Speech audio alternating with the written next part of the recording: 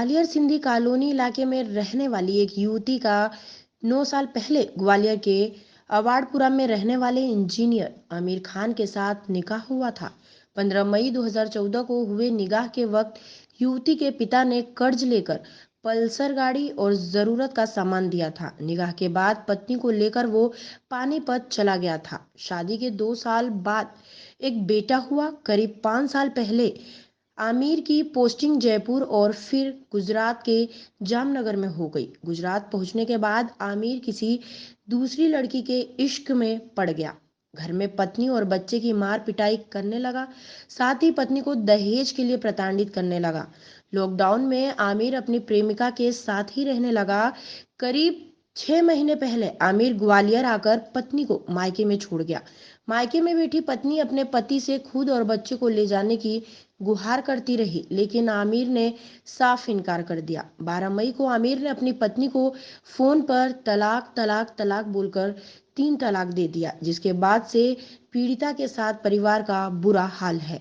युवती के पिता ने बताया कि उन्होंने शादी के वक्त दामाद आमिर को सब कुछ दिया, कर्जा करके दामाद के लिए पल्सर गाड़ी दी, लेकिन आमिर दहेज मांगता रहा। अब उसने मेरी बेटी को फोन पर 3 तलाक दे दिया है। पिता ने बताया कि उसे अपनी बेटी के लिए न्याय चाहिए। पीड़िता और उसके परिवार की दुखद दास्तान सुनने के बाद ग्वालियर एसएसपी ने माधोगंज थाना को तत्काल कार्यवाही करने के निर्देश दिए हैं।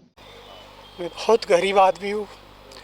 मेरी बच्ची की जो मैंने शादी करी थी 2014 15 मई को, और मैंने अपनी ज़रूरत से ज़्यादा उसको जो मेरे पर बना था वो मैंने दिया था। उसके बावजूद भी मेरी बच्ची का बरबखत जो है मेरा दामाद और मेरी बच्ची की सास ससुर उस पर टोचन करते रहे कि कुछ नहीं दिया तेरे बाप ने, अपने बाप से और कुछ लेके आ। ये कुछ भी नहीं दिया है। हमारे बच्चे की हैसियत बहुत है। हमारा बच्चा इंजीनियर है और टीवीएस कंपनी में। हमारे बच्चे के हिसाब से तेरे बाप ने कुछ भी नहीं दिया है। और लड़का भी बार वक्त जो है मेरी बच्ची का टोचन करता था कि जाओ अपने बाप से लेके आओ, लेकिन मेरी बच्ची जो है मेरी हालत के वजह से नहीं बताती थी मेरे घर पे मेरे को और ना ही मेरी मिसेज़ को। लेकिन काफ़ी दिन टोचन करते रहे, वो करते रहे। उसके बाद में उसका जब मैंने शादी करी थी तो पानीपत में था उसका पोस्ट उसकी। उसके बाद उसका ट्रांसफ़र गुजरात जामनगर हुआ। जामनगर में आज उसको 4-5 साल हो चुके हैं और बराबर मेरी बच्ची का जो है वो टॉर्चर करता रहा। और लॉकडाउन के बाद से एक लड़की से उसका अफेयर चल रहा था। मानसा नाम की लड़की है वो, जिसके साथ में वो रहता था और रातों में भी वहीं रहता था। मेरी बच्ची अकेली सोती थी और बच्ची कहती थी कि देखो मेरे पापा की तबीयत सही नहीं रहती है, ये मेरे साथ ऐसा क्यों कर रहे हो। तो बोले मैं तो ऐसा ही करूँगा, या तो अपने बाप से मेरे लिए पैसे लेके आ, 20 लाख ला 25 लाख ला, तो मैं यहाँ पर मकान लूँगा, और अगर नहीं लाई तो मैं तेरे साथ में यही करूँगा और आए दिन करूँगा। और मेरी बच्ची बहुत गिड़गिड़ाती थी कि देखो मेरे बाप की हालत सही नहीं है, वो पहले से ही ब्रेन ट्यूमर के पेशेंट है, हार्ट ब्लड प्रेशर के पेशेंट है, आप मेरे बच्चे को और मेरे को तंग नहीं करो।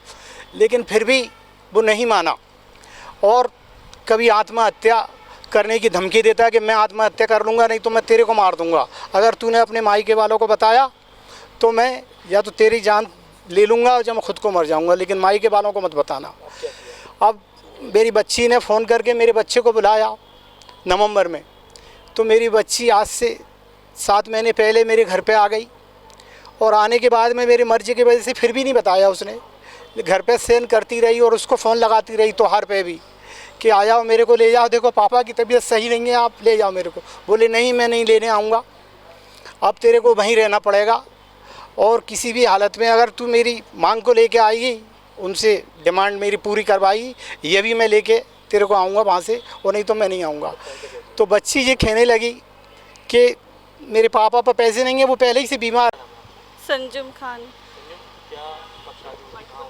मेरी शादी 2014 में हुई थी और अवाड़पुरा इंदर नगर। मेरे तो टीवीएस कंपनी में जॉब करते हैं आमिर खान, और उनके पिता का नाम रियाज खान और उनकी माँ अफसाना।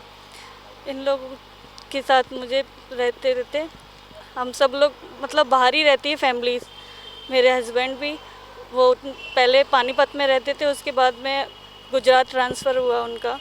फिर उसके बाद लॉकडाउन के बाद वो मतलब मुझ पे काफ़ी टाइम से वो दबाव डालते थे, मारपीट का वो करते थे और डराते धमकाते थे।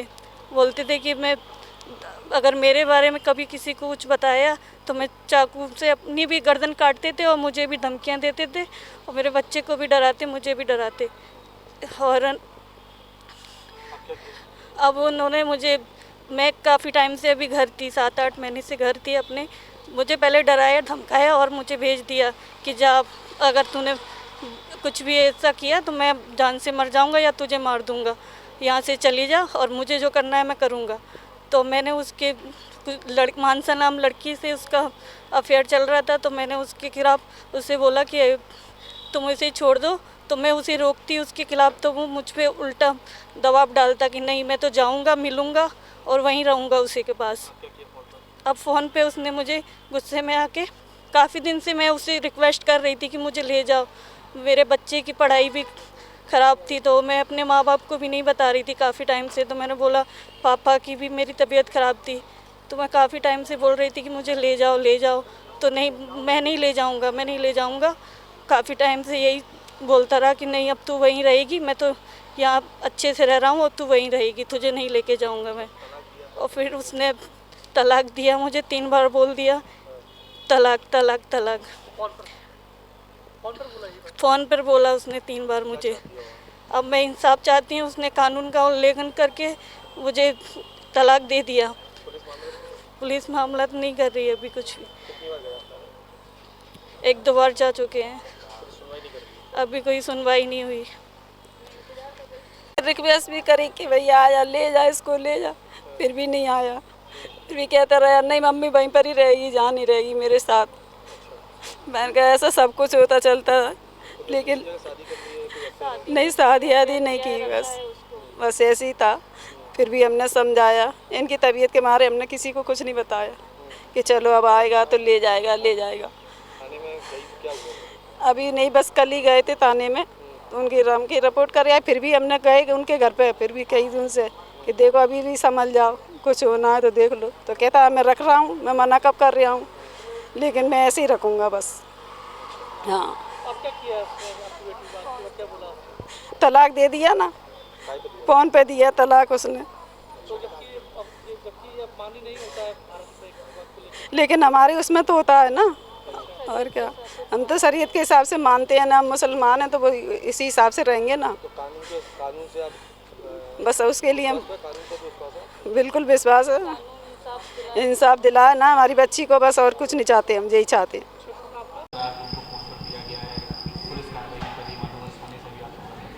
हाँ, अभी जैसे इन्होंने बताया है तो अभी हम उनको भिजवा देंगे महिला थाने, फिर उस पर कार्रवाई करेंगे।